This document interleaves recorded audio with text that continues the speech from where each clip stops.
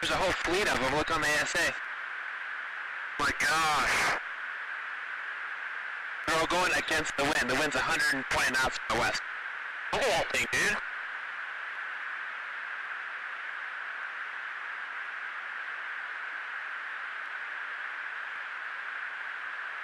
That's not our LNS though, is it? It's not. That is the LNS, dude. Well, if there's like... Look at that thing! It's rotating.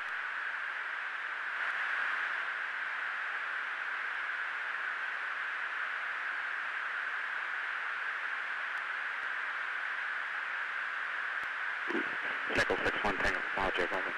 Oh, got it! Woohoo! Roger, there's troubleshooting as soon as I get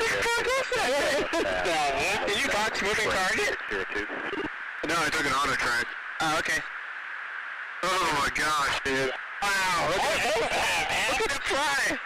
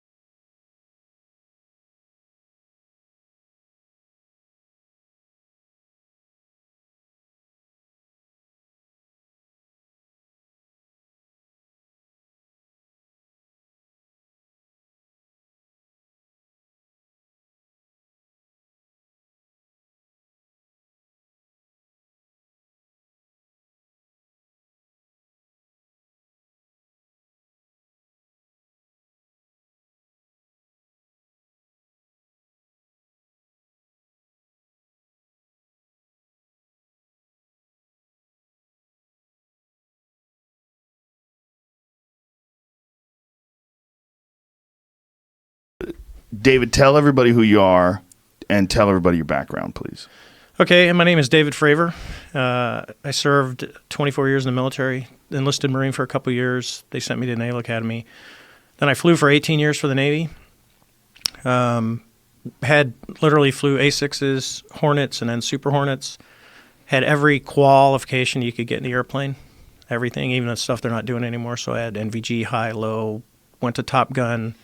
And at the time of the incident that we're going to talk about, I was a commanding officer of VFA 41, the Black Aces. So it was 2004, November 14th. It's really, if you draw San Diego to Ensenada, Mexico, we're about 60 miles off the coast in between the two. We're doing workups, so when we get ready to deploy, this was for the 2005 deployment. We were going at sea for November and December of 2004. So we had been out. I had just taken over the squadron mid-October, so I'd been the CO for a month. So we go out and we're putting the battle group pieces together. So it's not just the air wing, but we're on the carrier. We've got the cruiser. We've got all the support ships out there, and we're going to integrate all the defenses and train as one unit.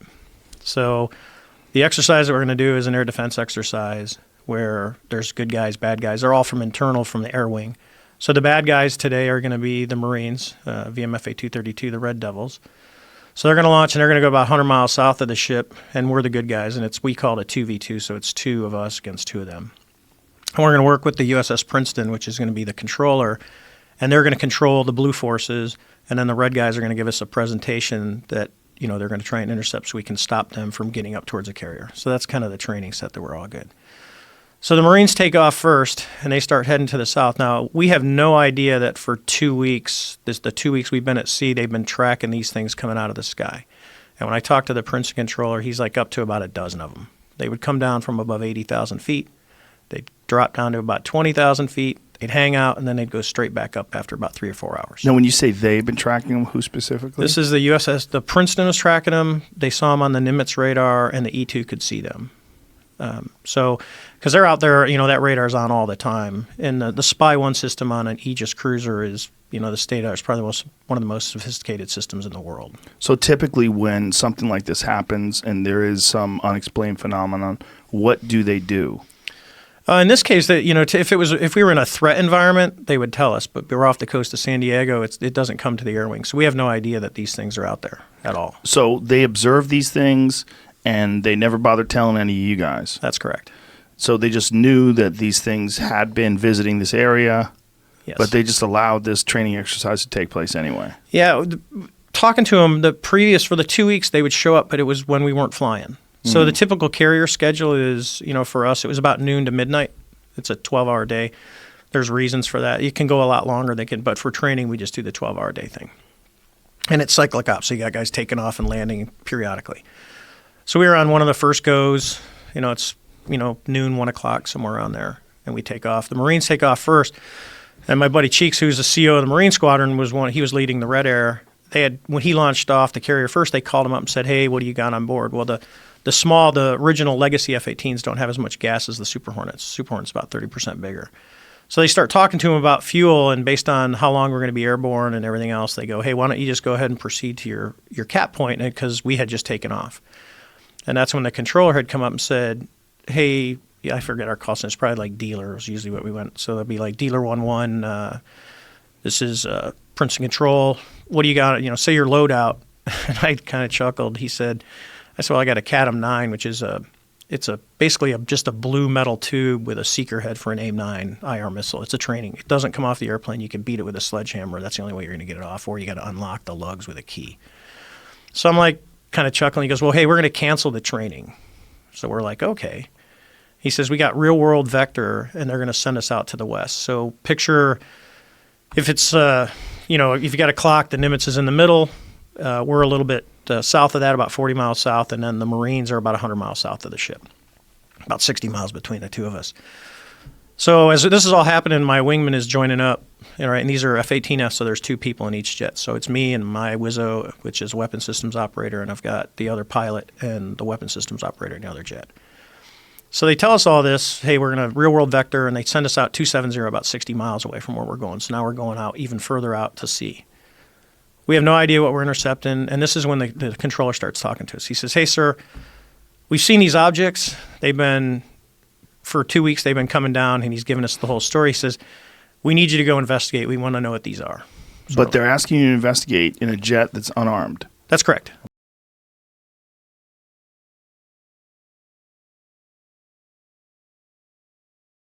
Okay.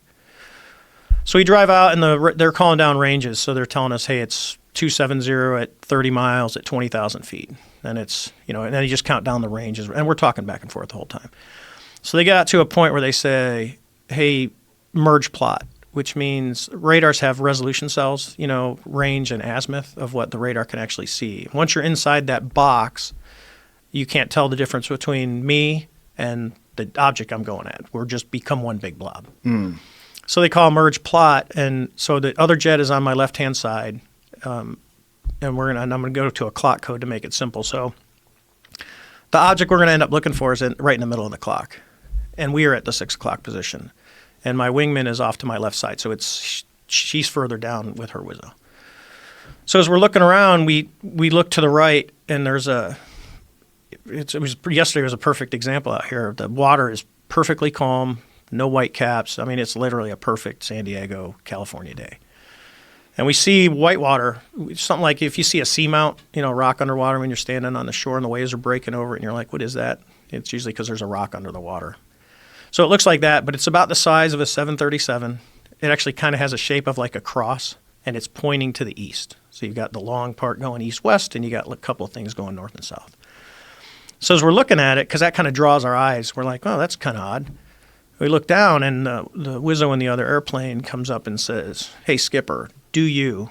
And that's about what he gets out of his mouth. And I'm kind of looking at the same thing. I go, dude, do you see that? What is that thing? And what we see is this white tic-tac looking object just above the surface of the water, pointing north-south, and it's going north-south, east-west. It's just radically moving forward, back, left, right at will. And it's moving around the disturbance, the white water that we see. How big is this thing? So, over time, it's about 40 feet long. And the way I estimate that is, I got a lot of time fighting other airplanes, so it's about the size of a Hornet fuselage. So that's why you say 40 feet. And this thing's just going left. So the first thing you see when you look down, you go, and this is with our eyes, it's not sensors, right? So we're looking down at this thing, and first thing you think is helicopter, right? Helicopters typically stay below 200 feet when we're out there, and they're just driving around. We're pretty far away from the ship for a helicopter for one of ours. So what is it? So the first thing you look for is rotor wash. If you've watched any TV show that starts kicking the water up, and you can see that. It's really easy to see from the air. So we're like, no rotor wash. Matter of fact, don't see any rotors. Don't see any tail rotor. Don't see any, the main rotors. We're like, that's kind of weird. So as we're driving around, we're looking at this thing. We get to about the 9 o'clock position.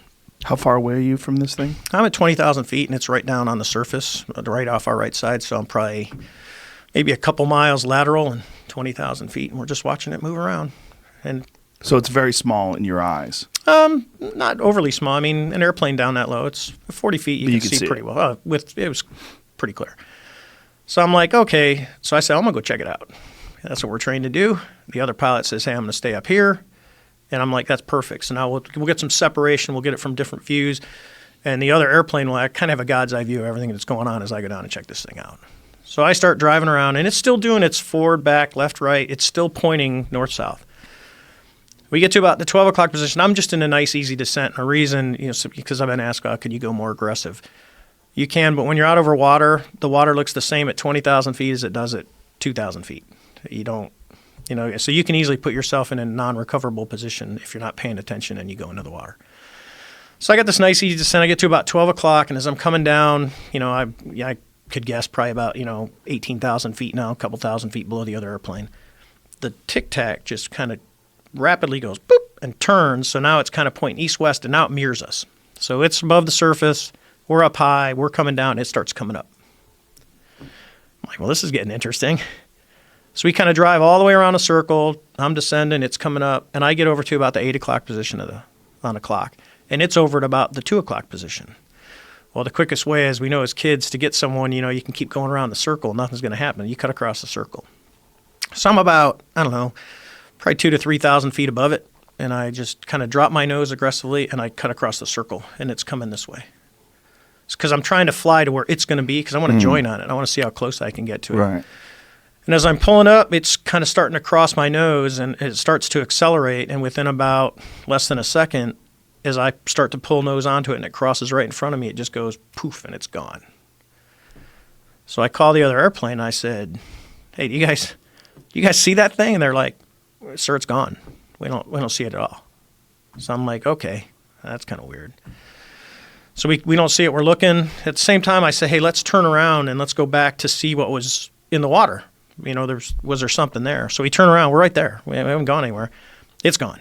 Water's perfectly. There's no white water, nothing. It's just blue. We're like, okay. So we turn back around. Now we're heading back out towards the east. And I tell the controller, I said, I first said, I'm kind of weirded out. And I told my backseater that. And we start heading back, and the controller on the Princeton comes up and he says, "Sir, you're not going to believe this, but that thing is back at your cap point." That was our original point where we were going to hold 40 miles south of the ship. So this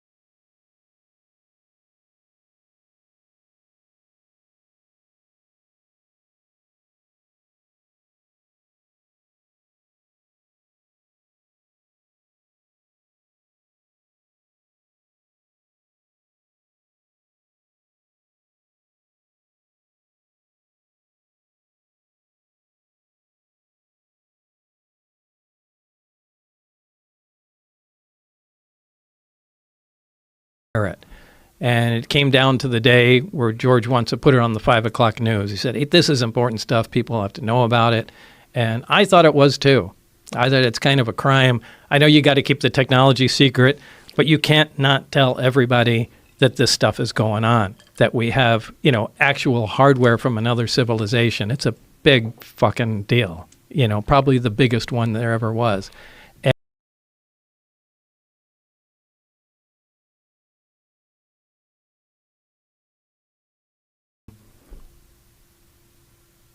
a lot of people I've known either were audited by the IRS, anybody I know that had clearances that worked in secure programs had the clearances pulled. One of them, one of mine that Jeremy knows. He's going on camera with me soon. He'll tell the story now that he's out of work up there. He was working up at the Tonopah Test Range, waiting for his clearance to come through, and they pulled that. It became, it's like if they can't get the person that's involved, they just create a problem for everybody that surrounds them.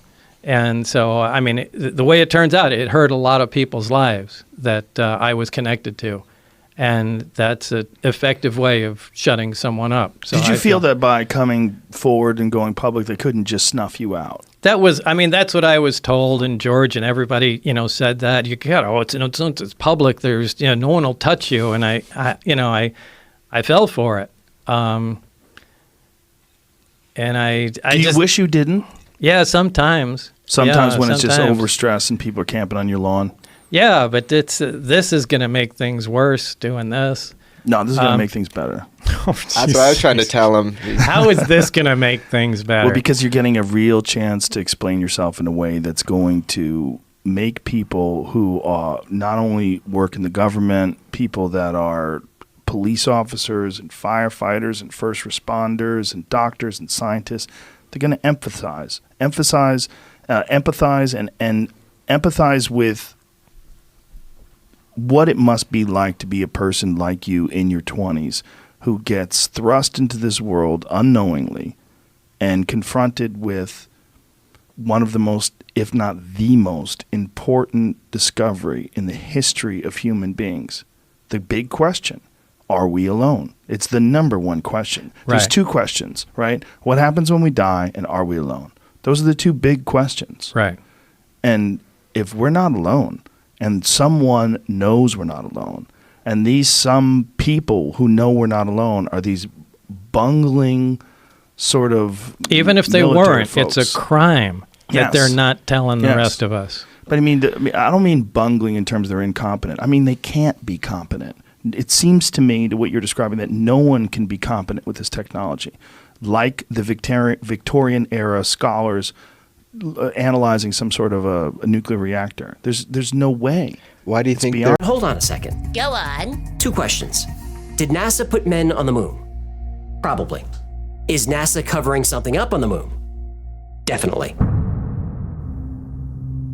My name is Carl Wolf, and I was a precision electronics photographic repairman with a top secret crypto clearance. In mid-1965, I was loaned to the Lunar Orbiter Project at NASA on Langley Field. I was taken into the laboratory where the equipment was malfunctioning. I couldn't repair it in the dark. I asked to have it removed. Airman second class was in the dark room at that time. I was also an airman second class. About 30 minutes into the process, he said to me, in a very distressed way, by the way, we've discovered a base on the backside of the moon. And then he proceeded to put photographs down in front of me, and clearly in these photographs were structures, mushroom-shaped buildings, spherical buildings, and towers. And at that point I was very concerned because I knew we were working on compartmentalized security. He had breached security, and I was actually frightened at that moment. And I did not question him any further. And a few moments later, someone did come into the room.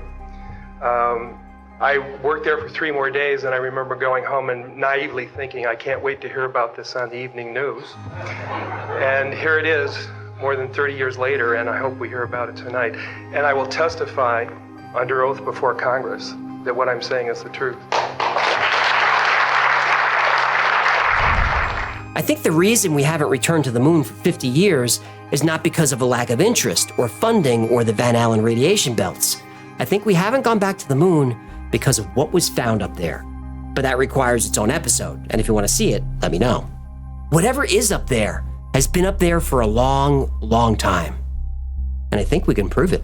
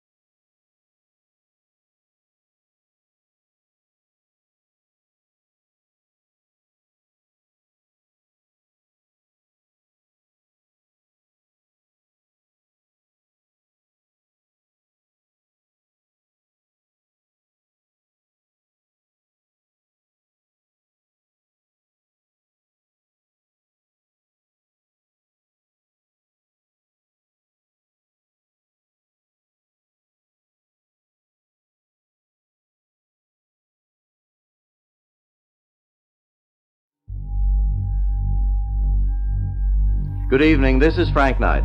May I introduce our co-editors for this edition of the Longines Chronoscope? Larry Lasser, CBS News correspondent, and Kenneth Crawford, National Affairs Editor of Newsweek magazine. Our very distinguished guest for this evening is Admiral Richard E. Byrd. Antarctica Treaty of 1959. An agreement signed by 12 nations in which the Antarctic continent was made demilitarized to be preserved for scientific research. What do you think about that? I must say that Admiral Byrd, our guest tonight, is not only our greatest living explorer, but he's been an inspiration to countless Americans.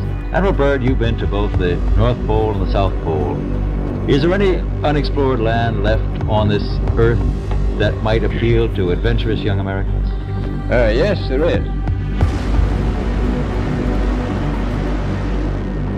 He was also previously contracted by Raytheon Polar Services as a cook to work on a cat train that went across the ice, and he said the express purpose for him, I should say, for that team, working for Raytheon, was they were searching for missile site locations. They find out it's really usable, not only to live in, but militarily.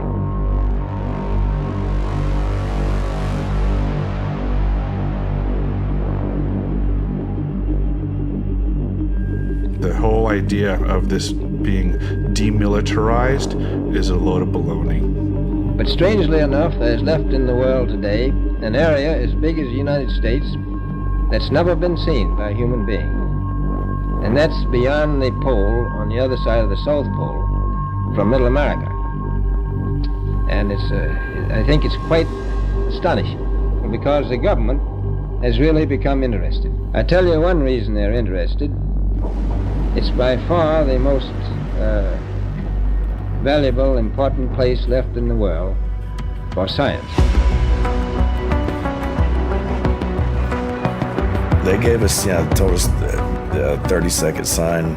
We're all hooked up, ready to go. John Master's got his arm up, getting ready to hit me in the back.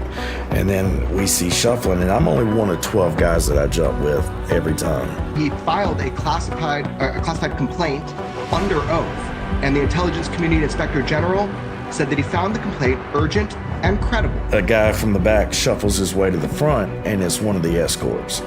He is unmistakable. You can't. Really? You know. Yeah.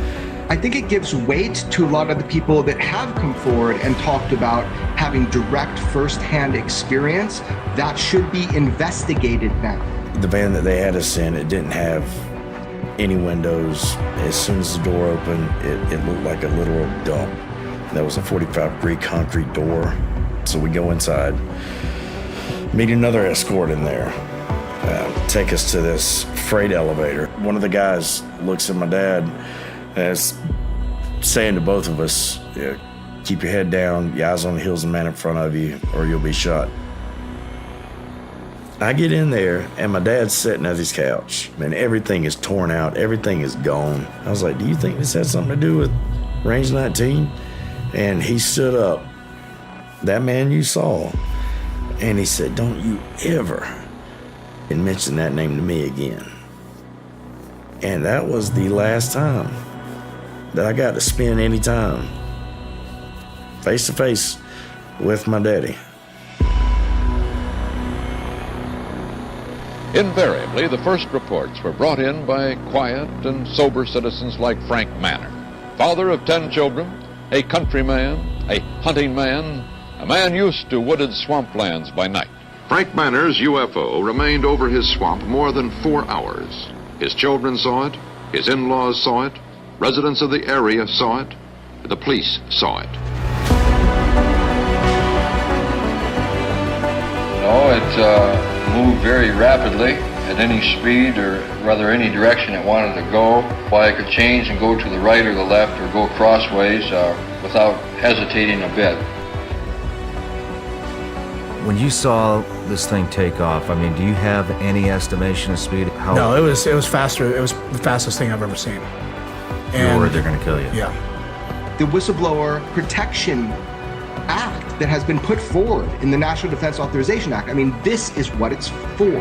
And the gear that they had was black OTV vests. They had black camouflage utilities. So what you're saying is there would have been no they were professionals. Yes, there would have been yes. no Mexican standoff where No. if they fired, they're shooting into their other squad. They had perfect angles. Yes, they did. To where both sides could engage you. Yes.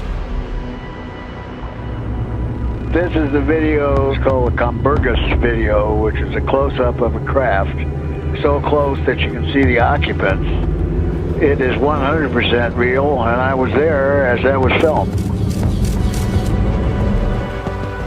Well, now it's time. Now we're seeing that this is an issue that must be investigated.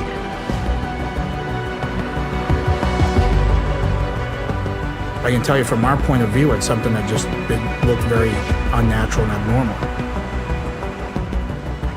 What could somebody threaten you with to make you turn your back on your own child? I want to emphasize that we are currently in a state of war that people aren't realizing.